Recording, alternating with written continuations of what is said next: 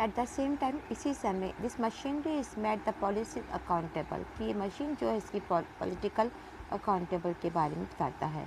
The bureaucracy is also accepted to be political nature. जो bureaucracy है वो political nature के बारे में एक्सेप्ट करता है। दिस मीन्स इसका मतलब ये है that the bureaucracy will not take any political position on policy maker कि ब्यूरेंसी किसी भी प्रकार से पॉलिटिकल पोजिशन और पॉलिसी मैटर के बारे में नहीं कहता है। इन अ डेमोक्रेसी के अंदर इट इज़ ऑलवेज पॉसिबल, यह हर समय संभव है that the party is defeated, अगर कोई पार्टी हारती है इलेक्शन के अंदर और new government wanted to opposition for the new policy on the in the place of the policies of the previous government. अगर कोई पार्टी हारती है या जो नई गवर्नमेंट आती है वो पुराने गवर्नमेंट की पॉलिसीज़ को लागू नहीं करती है। इन सच सिचुएशन ऐसी सिचुएशन के अंदर it is the responsibility of the administrative machinery. इस समय एडमिनिस्ट्रेटिव मशीनरी की रिस्पॉन्सिबिलिटी बन जाती है to faithfully and efficiently participate in the drafting of policy कि जो भी पॉलिसी बनाई जाए वो अच्छी से और सही तरीके से बनाई जाए। The Indian bureaucracy today is an enormous complex system.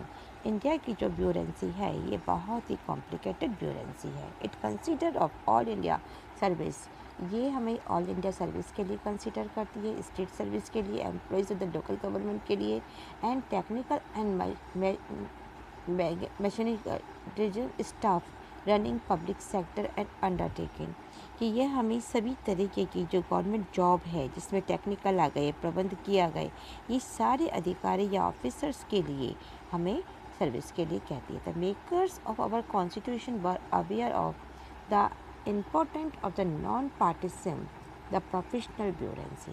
तो हमारा जो कॉन्स्टिट्यूशन है यह अवेयर है, इसकी इम्पोर्टेंस ये है कि नॉन पार्टिसन जो इसके अंदर पार्टिसिपेट नहीं करते हैं वो यहाँ पे प्रोफेशनल ब्यूरेंसी में वर्क करते हैं। They also wanted to member of the civil service of bureaucracy, ये इसके मेंबर होते हैं सिविल सर्विस के और ब्यूरेंसी के भी। To be the importantly selected on the basis of merit, और इनका सिलेक्शन बेस और मेरिट के बेस पर होता है। So the Union Service Commission has been introduced with the task of conducting the process or recruitment of the civil service of the Government of India. Similarly, Public Services Commission and provide for the state also.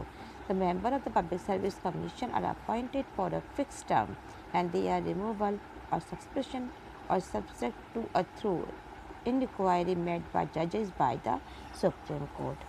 कि हमारी जो job है, जितनी भी civil service होती है, इसमें जो भर्ती की प्रक्रिया जो चलती है, ये सब लोक सेवा आयोग को सौंपा गया है। तो ऐसे ही लोक सेवा आयोग जो बनाए गए हैं वो लोगों के एक निश्चित टाइम पीरियड के लिए नियुक्त किए जाते हैं और उनको सर्वोच्च न्यायालय के न्यायाधीश के रूप में या बेस पर ही उन्हें हम निलंबित रिटायर्ड भी किया जा सकता है,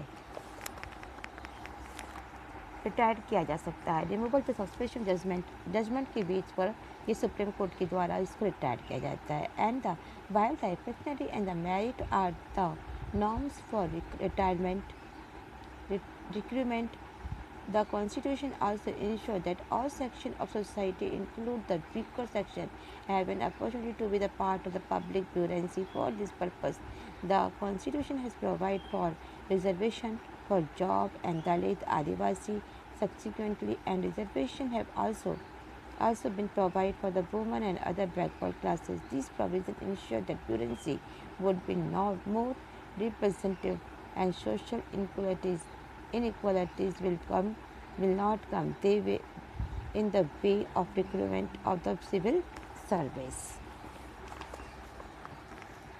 कॉन्स्टिट्यूशन के द्वारा ये भी कहा गया है कि जो नौकरशाही का हिस्सा है ये ब्यूरेंसी में मिले, उसे इस उद्देश्य के लिए चाहे वो संविधान में दलित हो, आदिवासी हो, आरक्षण की अवस्था हो, वुमेन्स हो या फिर अदर बैकवर्ड कास्ट हो, सभी को रिजर्वेशन दिया गया है। इसके द्वारा निश्चित किया गया है कि ब्यूरेंसी में सभी ग्रुप का रिप्रेजेंटेटिव होगा, तो social discrimination and civil service में भर्ती के मार्ग में रोड़ा नहीं आएगी। तो इंडियन कॉन्स्टिट्यूशंस IAS और पुलिस IPS ये सब लोक सेवा आयोग के द्वारा ही बनाए जाते हैं।